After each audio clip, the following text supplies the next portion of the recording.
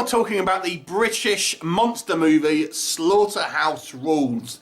This one is directed and co-written by Crispian Mills, and this was actually by Simon Pegg and Nick Frost's production company, both who have supporting roles within the movie.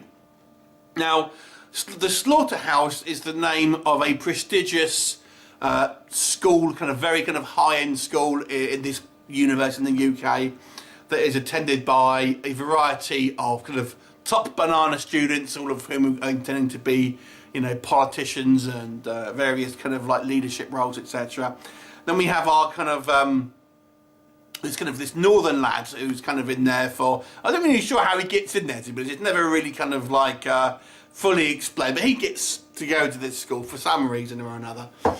And of course, there's various class struggles there. He's in the the misfits chapter of this particular school called the Spartans, and there's a variety of more prestigious chapters within the school, including a female chapter. And there you've got a variety of recognisable faces. You've got obviously Simon Pegg, who's one of the teachers. You've got Michael Sheen, who is the headmaster. But you've also got other familiar faces. Asa Butterfield, who you'll know from Ender's Game. Even Margot Robbie turns up in a very a brief cameo as Simon Pegg's ex-girlfriend. So there's a few familiar faces here. And they discover that there is this underground. This school principal basically discovers there's this underground caverns that have this natural gas in there. So he essentially allows this mining company to drill on the land, which is not supposed to happen.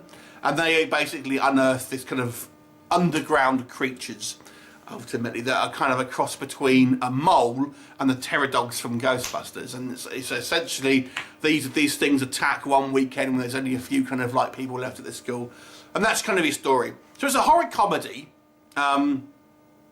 It's an odd tone, this movie, because it is very slapstick in places, but then there are quite the second half of this movie does ramp up the horror. But I don't know. It's not really a spoof, but it skates so close to that it being a spoof at times, because our characters are so outlandish and so cliched. You can't really take it seriously as a horror narrative, if that makes sense. So it's an odd mix of tones, and I've got to say, looking at the writing credits here, it has 5 writers on it, and it shows. Because it feels like everyone's try to put their ideas in here. Crispin Mills seems like he is trying to ape the style of Edgar Wright. Now, Edgar Wright, of course, he's directed, Shaun of the Dead, Hot Fuzz, etc. And he has a quite specific style. And they all started together with Simon Pegg and Nick Frost in Space. And Crispin Mills feels like he's aping Edgar Wright's style. A lot of the camera movements and the close-ups and stuff like that feel very much like an Edgar Wright movie, which on one hand it's a fun throwback, because obviously you've got Pegg and Nick Frost in here, but at the same time you feel like you want this guy to have a bit more of his own voice. The monster effects are really good. When we see our creature effects, they are really, really well realised. Like I said, they look really cool. They look quite original, because they resemble moles, but like I've said, you can liken them to the pterodogs as well. So they look pretty good. They're so well put together, and they move fantastically. And there's some fairly gratuitous gore as the film progresses.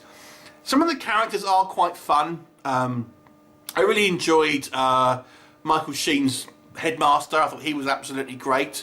And there are some fun little moments between some of our cast as well. But they just seem a little bit cliche. There's also a little bit too many of them. We get quite a large cast here, and at times you feel like you don't really have much characterization through everyone. So you feel like maybe aside from the our main guy, everyone gets a little bit short-changed in regards to characterization. Nick Frost and Simon Pegg feel a little bit underwritten as well, believe it or not, and their roles seem a little bit pointless to a certain degree. I mean, it's a fun movie. I don't think it's ever balls out funny. I mean, it's pleasant. It's kind of like enjoyable, and it'll kind of bring a smile to your face. But I don't ever think it will kind of be laugh out loud laughing. So the humour doesn't always kind of hit the mark, but it's kind of okay. And like I said, it does go into kind of full-on horror mode, but because it hasn't taken itself particularly seriously, it's then hard to kind of really get invested in the narrative, if that makes sense. So it's a little bit of a weird mishmash of tones. It's a fairly high-budgeted film. You do feel like there is a decent amount of production value here. There's some great use of kind of sets and location shooting here. Like I said, it's got a huge kind of like cast of kind of recognisable kind of British TV actors and stuff like that who you would have seen in a bunch of different things. There's obviously some money been spent on it, but I just don't feel it works as a particularly well as a cohesive story. Although there are parts of it here that are very, very good. So overall, it's for the budget of this movie, I feel it's a fairly average movie, if that makes sense. So I'll give this one a 5 out of 10 because I do feel there is some value to be had here. But I don't think it's anywhere near a classic. I mean, I guess the closest film I can kind of put this to is like a posh Attack the Block, if that makes sense. But Attack the Block is a better movie. I'll give this one 5 out of 10. Have you seen it? What did you think of it? Leave me a comment and I'll look forward to seeing you next time. Bye for now.